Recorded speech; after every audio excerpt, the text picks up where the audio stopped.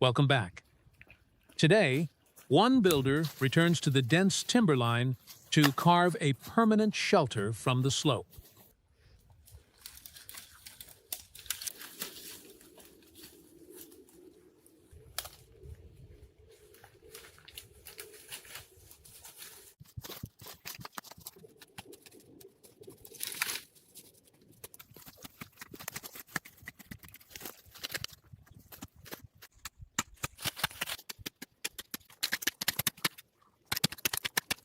The first requirement is a level footprint. Digging into the hillside removes the loose, decayed topsoil, exposing the compacted earth beneath. This hardpan layer provides the stable foundation necessary to support the immense weight of a log structure.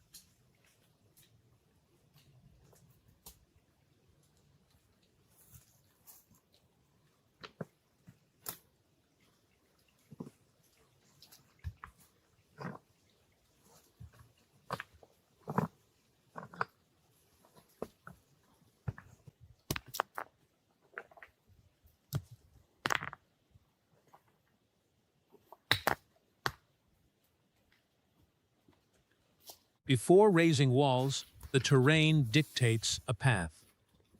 Laying timber across the deep runoffs creates a structural bridge. Moving heavy materials requires secure footing over this uneven ground.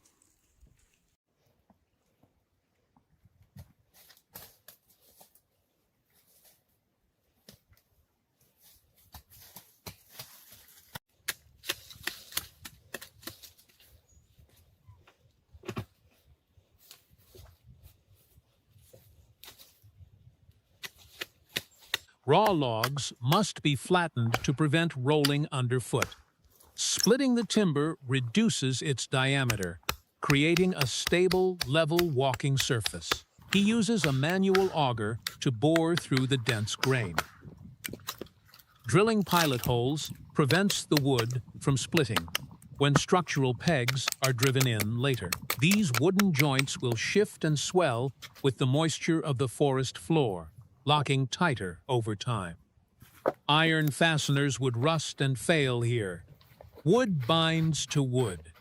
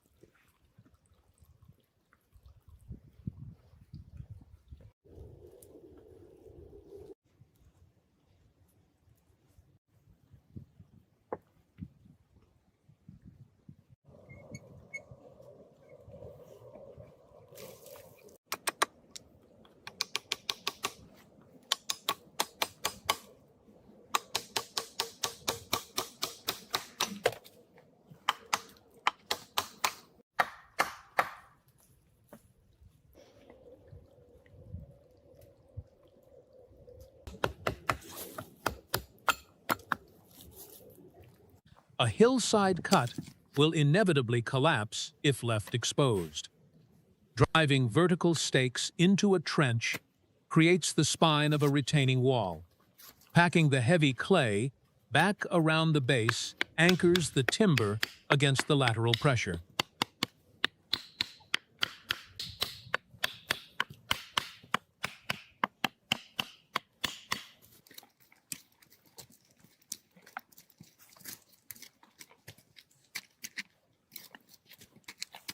Hand-sawing horizontal channels into the upright logs prepares them for a continuous top beam.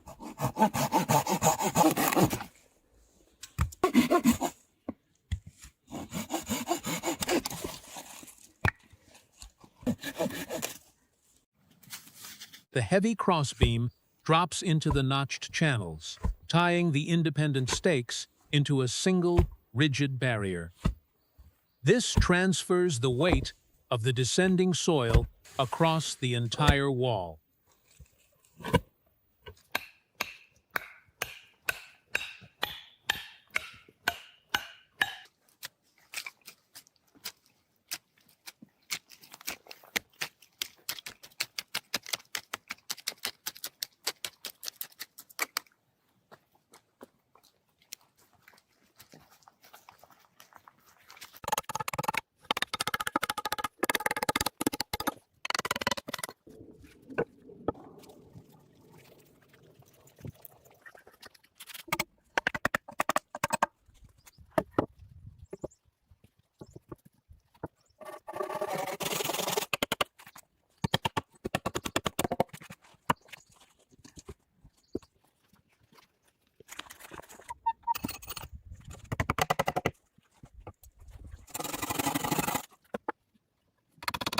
With the earth held back, framing begins.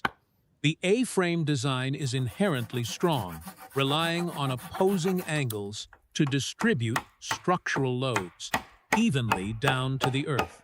A heavy ridgepole forms the central spine of the cabin.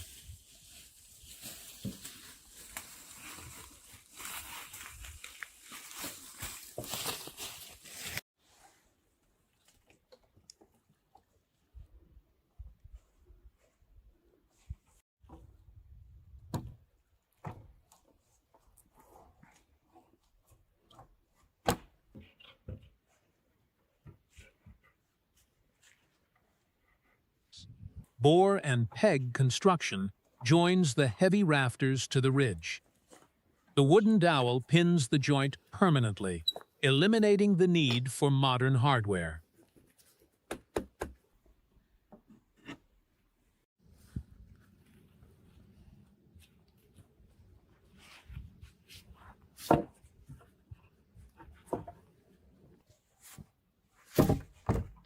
Galvanized wire serves as a modern lashing material. Wrapping it tightly under tension binds the secondary rafters to the main frame, ensuring the roof skeleton remains rigid under heavy winds.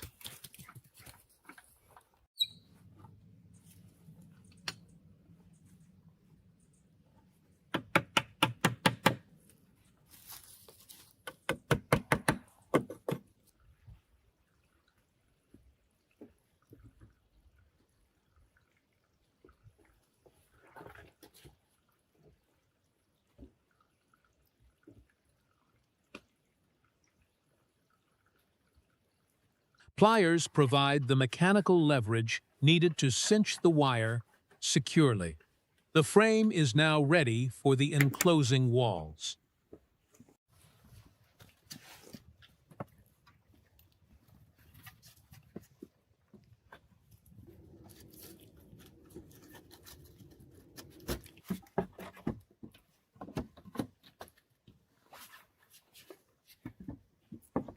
Interior space dictates the placement of load-bearing supports. Digging deep footings inside the shelter ensures these vertical posts bypass the loose surface soil, transferring roof weight directly to the stable hardpan below. He places horizontal logs to form the lower enclosure. Stacking round timber requires careful selection to minimize gaps between the uneven bark surfaces.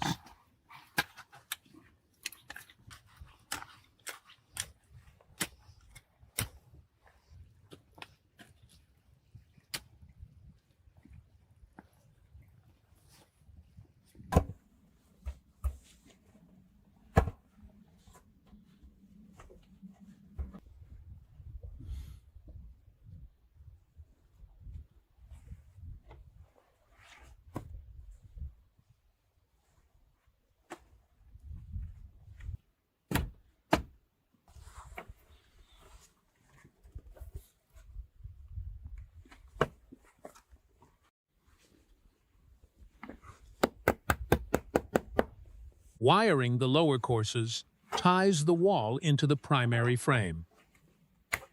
The structure begins to trap still air, breaking the wind moving through the valley.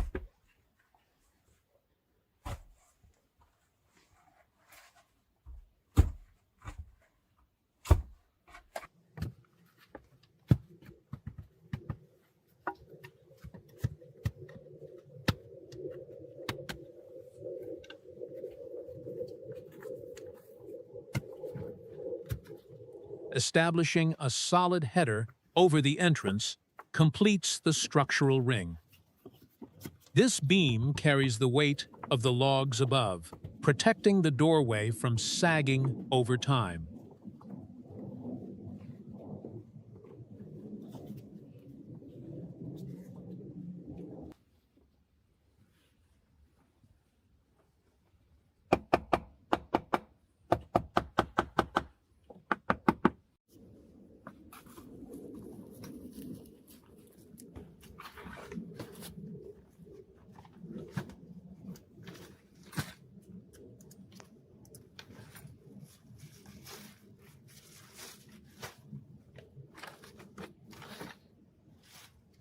A heavy plastic membrane acts as an absolute vapor barrier. Pulled taut and stapled, it sheds rain instantly.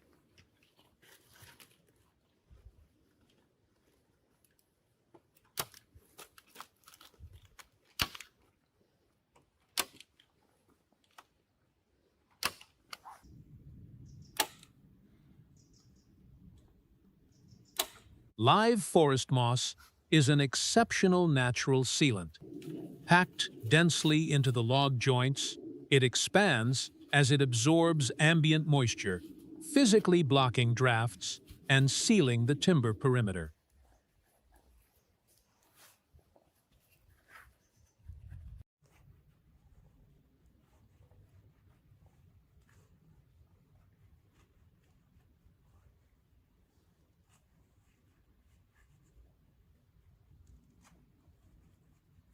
The raw plastic membrane cannot be left exposed.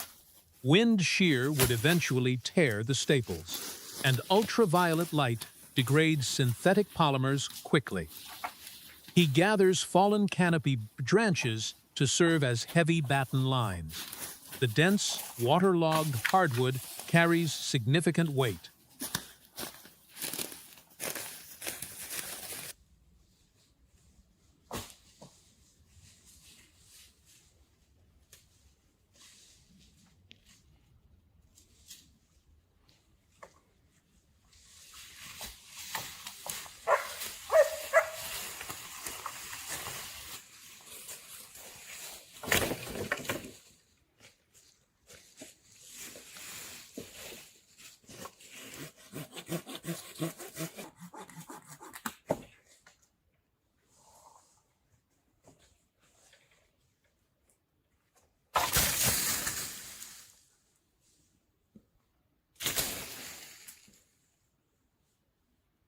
Tying the membrane directly to the framework prevents billowing. Any trapped air movement beneath the plastic will rip it during a strong storm.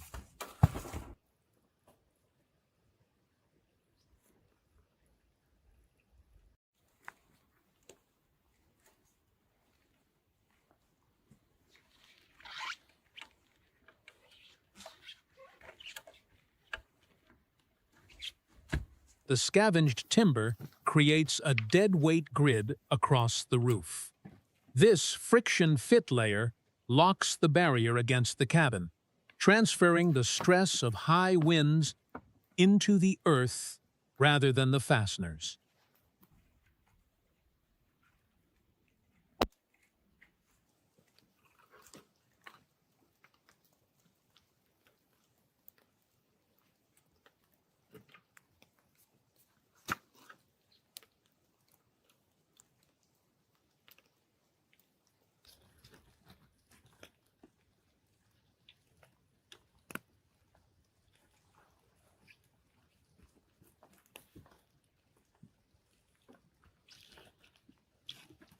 Banking heavy soil over the lower edges seals the gap where the roof meets the ground.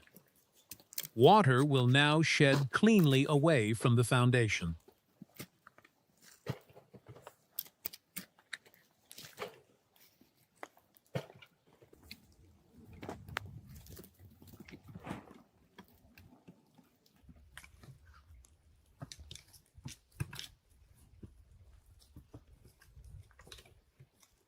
Laying a clear border manages foot traffic in the mud, preventing the entrance from turning into a flooded trench.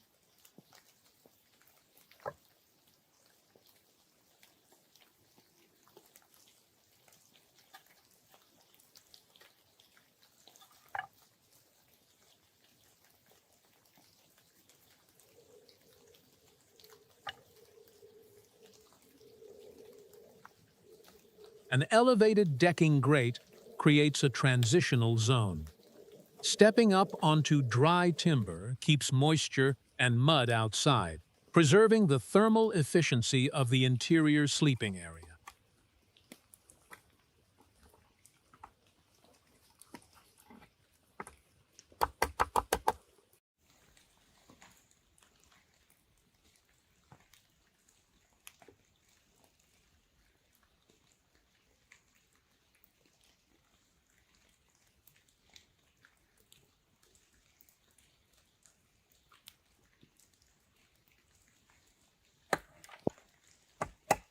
Binding saplings across the exterior adds structural rigidity to the vertical walls.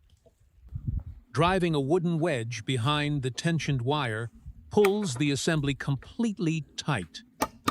The mechanical friction locks the logs firmly together.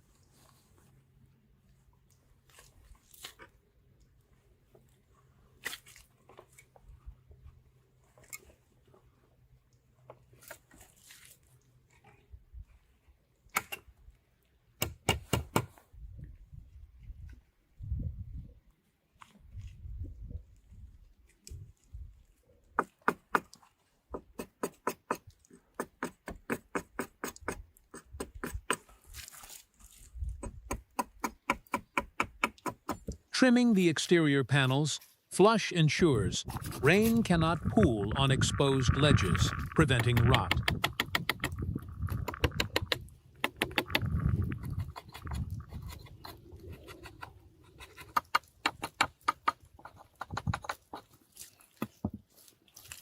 Wet clay acts as a durable mortar.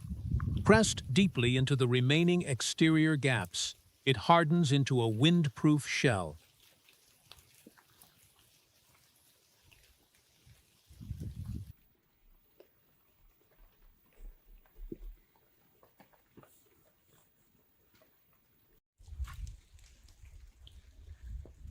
Ventilation requires breaching the newly sealed envelope. Cutting a tight tolerance hole for the flue minimizes heat loss. The metal pipe vents toxic combustion gases safely out of the living space.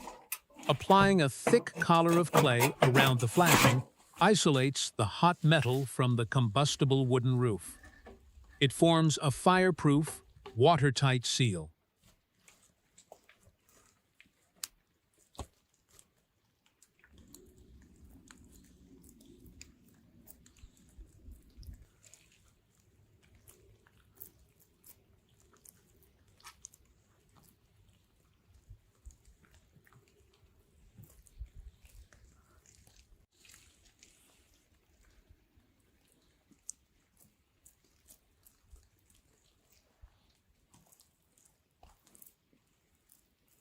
Dry, split kindling ignites quickly, establishing the draft needed to pull smoke up the chimney.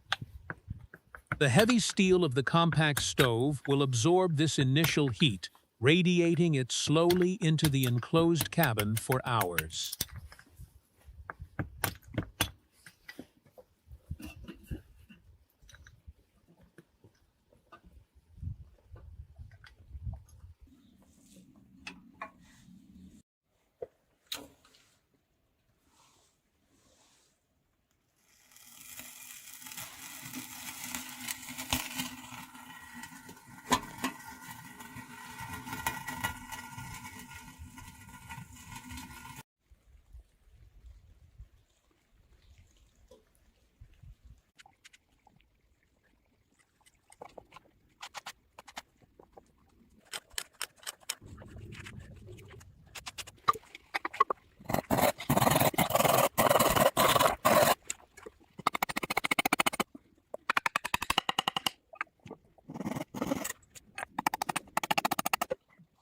Hours later, the interior begins to function as a home.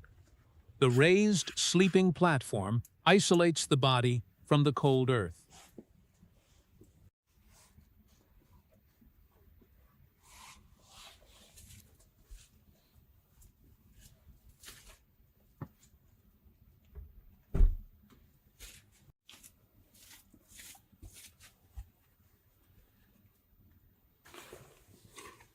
Clear plastic stretched over the portholes allows natural light to enter while maintaining the thermal envelope. Every seam must be tightly trimmed and pinned.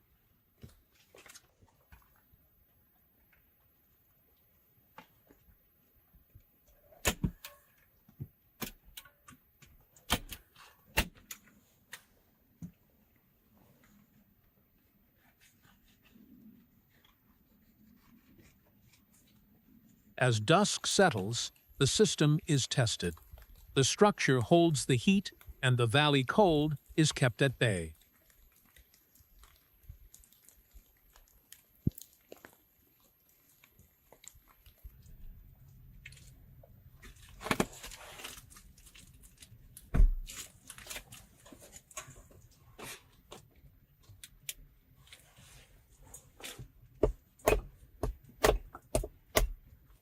Inside, the craftsman processes basic rations. Mixing simple flour and water relies entirely on the heavy kneading process to develop the gluten. This transforms loose powder into an elastic, workable dough that can be cooked without an oven.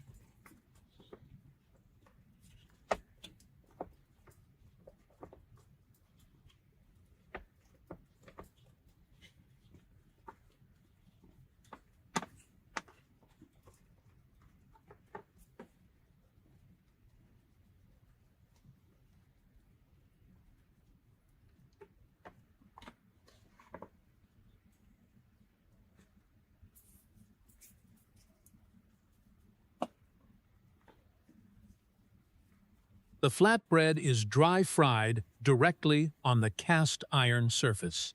The intense, localized heat sears the exterior quickly, trapping steam inside to cook the center.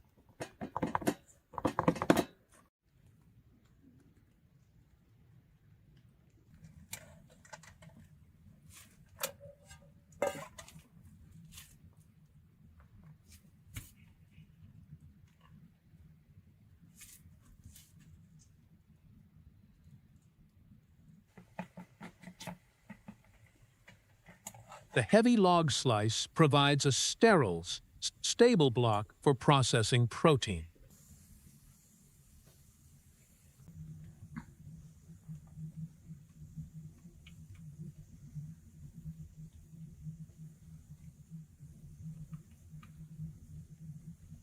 The stove now operates as a high-temperature range. Rendering the fat from the meat provides essential calories for sustained manual labor in a cold environment.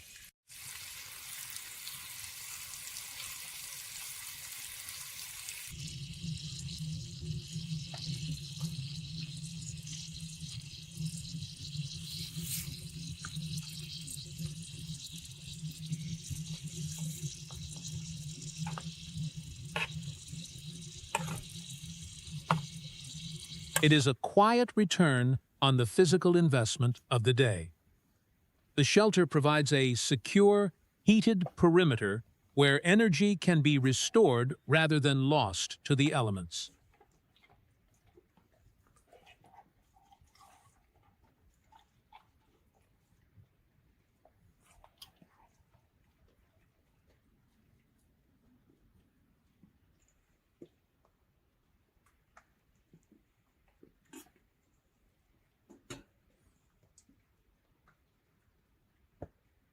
What began as an exposed slope is now a refuge. The structure stands ready,